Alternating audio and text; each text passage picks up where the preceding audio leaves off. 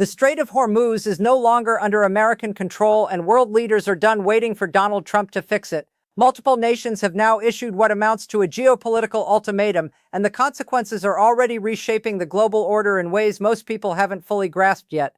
This isn't a diplomatic spat. This is a structural realignment of global power happening in real time, and the United States is being left out of it entirely. Here's what's unfolding right now. World leaders, one after another, are cutting bilateral deals directly with Iran, whether at the recent BRICS summit in New Delhi or through back-channel diplomacy across Europe and Asia. Foreign ministers are picking up the phone and dialing Iran's Foreign Minister Arakchi. They are bypassing Washington completely. They are recognizing through their actions Iran's effective sovereignty over the Strait of Hormuz, and the reason this is happening isn't Iranian strength.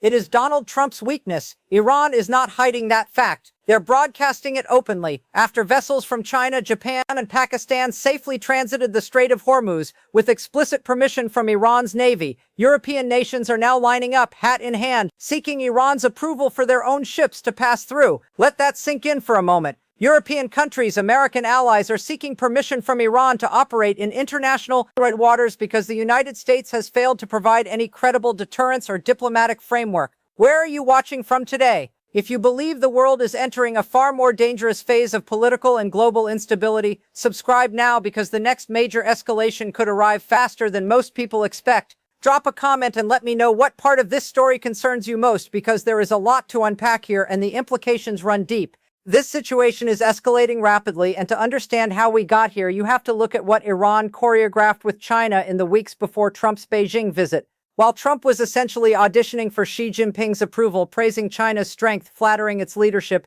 and begging for cooperation, Iran was quietly allowing Chinese supertankers, VLCCs, and other large vessels to transit the Strait of Hormuz unimpeded.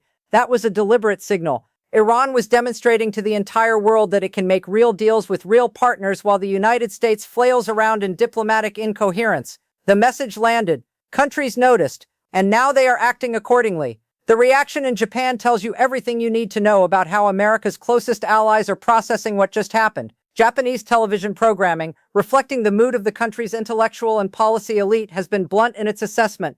Japan's prime minister came to Washington, flattered Trump, tried to build goodwill, and then watched Trump bow and scrape before Xi Jinping in Beijing almost immediately afterward. A professor from one of Japan's most prestigious universities put it this way: the U.S.-China summit was a failure. On Taiwan, on Iran, on the major structural issues defining the global economy, Trump offered nothing.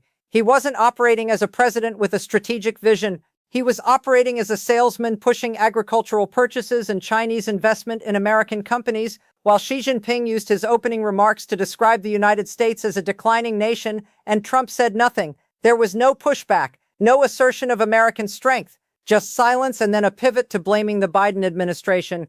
That moment, Xi Jinping openly belittling America's global standing and Trump absorbing it without a word of protest, was watched by allies around the world, and the conclusion they drew is alarming. Japan's elites are now openly saying they can no longer fully rely on the U.S.-Japan alliance, that the lesson of this summit is that Japan must broaden its alliances with other countries, and that is exactly what they are doing, including significantly with Iran. This changes the strategic calculation for every American alliance in the Pacific. Few people realize how serious this has become. Japan is not a fringe player having a bad week. Japan is one of the most important strategic partners the United States has in the Indo-Pacific, and its intellectual class is now publicly questioning whether the alliance is worth the paper it's written on. When that conversation starts happening openly in Tokyo, it means the damage is deep and it is not easily reversed.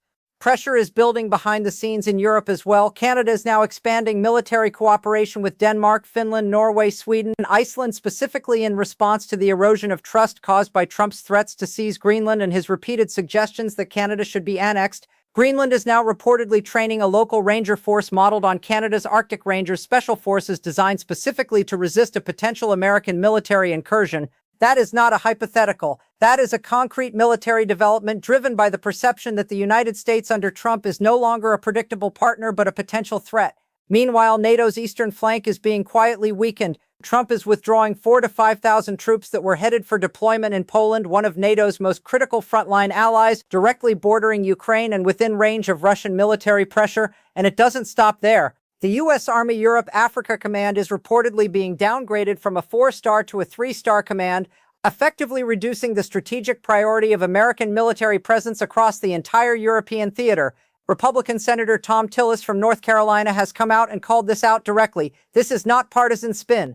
This is a senior Republican senator alarmed by what his own party's president is doing to American military positioning in Europe. Analysts are increasingly concerned that what is being framed as a budget or bureaucratic reorganization is in reality a deliberate reduction of American military commitment to the very region where Russia is actively fighting a war of territorial expansion.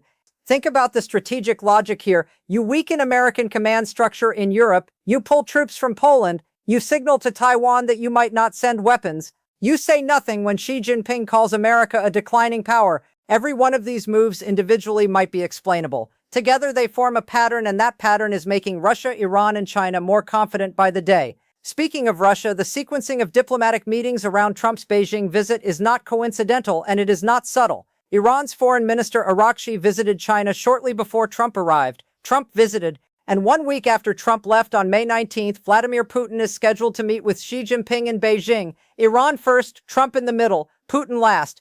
This is a coordinated diplomatic architecture, and the United States is not building it. China is. Iran's parliament speaker Mohammad Bagher Ghalibaf posted a statement that captures the strategic framing being used by this emerging bloc. He described the world as standing at the cusp of a new order, echoing Xi Jinping's language about a transformation unseen in a century accelerating across the globe.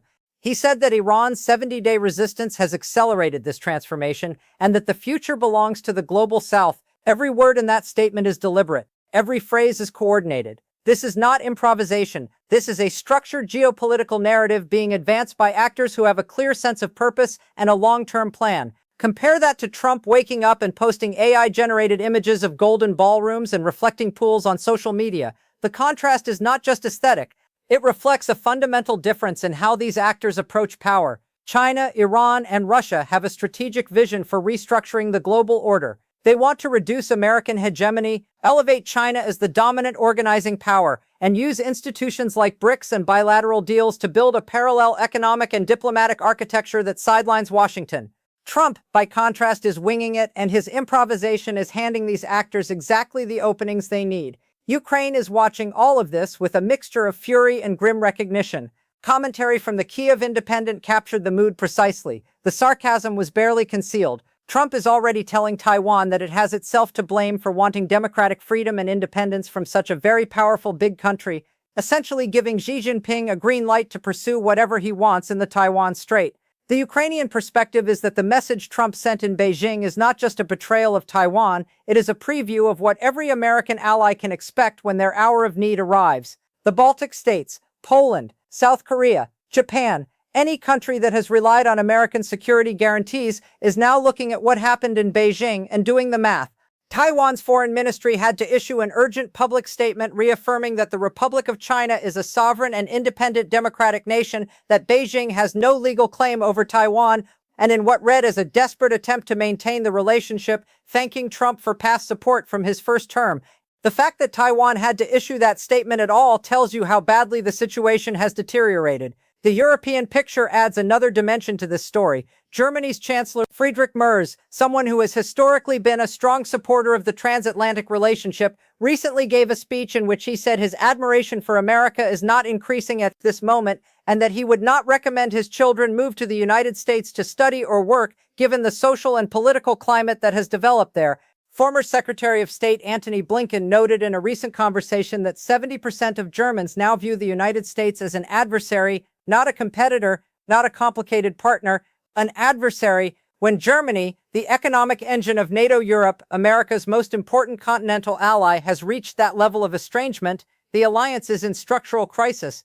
And in the United Kingdom, the political winds are shifting as well. Wes Streeting, a senior member of the Labour Party, widely seen as a potential future prime minister if Keir Starmer steps down, and there is significant reporting suggesting that could happen in the coming weeks, has come out publicly saying Britain's future lies with Europe. He called Brexit a catastrophic mistake. He said that one day the UK will return to the European Union.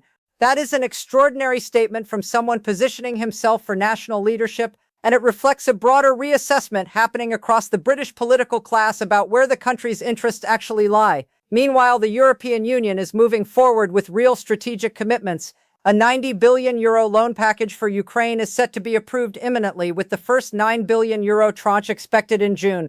Nearly €6 billion of that initial tranche will fund drone production and deployment. Over €3 billion will go to budget support, including military salaries. This is serious money, representing a serious long-term commitment to Ukrainian sovereignty, funded through joint EU debt and designed to keep Ukraine fighting and innovating. Ukraine's technological capabilities in drone warfare and unmanned naval vessels are, by any serious assessment, first class and advancing rapidly. Europe is betting on that capability.